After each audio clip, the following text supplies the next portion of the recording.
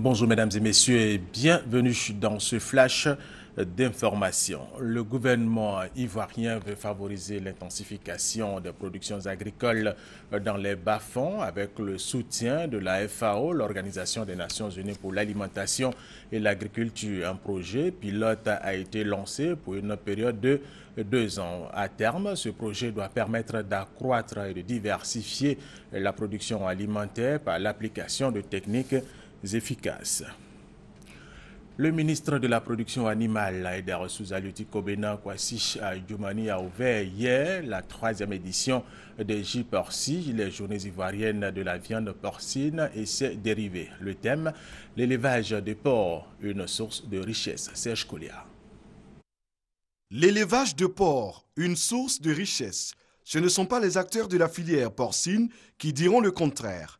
Eux, qui prennent part de façon active à la 3e édition des J-Porci, les journées ivoiriennes de la viande porcine et de ses dérivés. En 3 années, ce rendez-vous des éleveurs et professionnels du secteur, initié par l'interprofession porcine de Côte d'Ivoire, a contribué à développer la filière. C'est en tout cas le sentiment du ministre de la Production animale et des Ressources halieutiques. Étant conscient du volet important que représente ce secteur-là, nous nous engageons à faire en sorte que la viande de porc soit vulgarisée.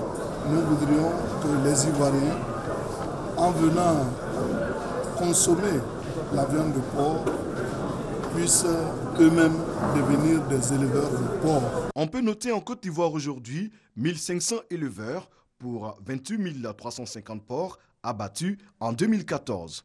Au moins 500 femmes regroupées en coopérative commercialisent la viande fraîche et des repas à base de porc. La filière porcine génère 30 000 emplois pour un chiffre d'affaires de plus de 70 milliards de francs CFA. Nous sommes l'année dernière à 28 000 porcs abattus dans l'année et je vous dis, la CIVAC va devoir investir dans son outil parce que les chiffres sont en train d'exploser.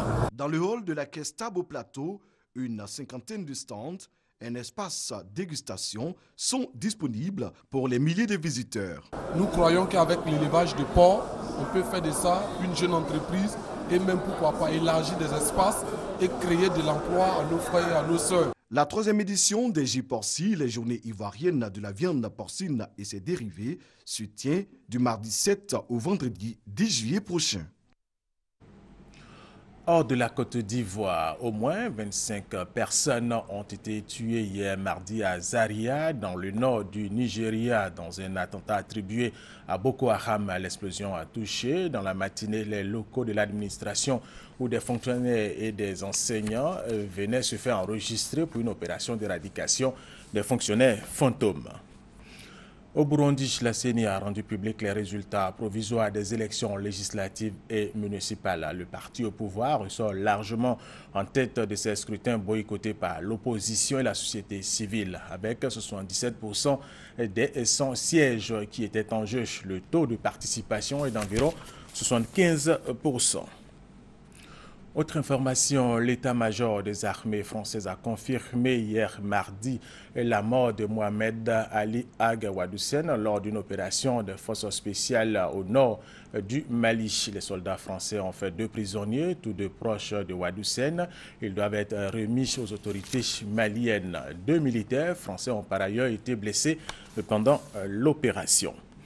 Et nous allons terminer ce flash avec cette information. Le Premier ministre grec Alexis Tsipras s'est adressé aux députés européens ce matin même. Il a dit qu'il veut lutter contre la fraude et l'évasion fiscale dans son pays, qu'il n'est pas pour la division de l'Europe. Ces propositions plus concrètes sont attendues demain. Les chefs d'État de l'Union européenne, eux, ont jusqu'à dimanche pour trouver une solution définitive à la crise grecque.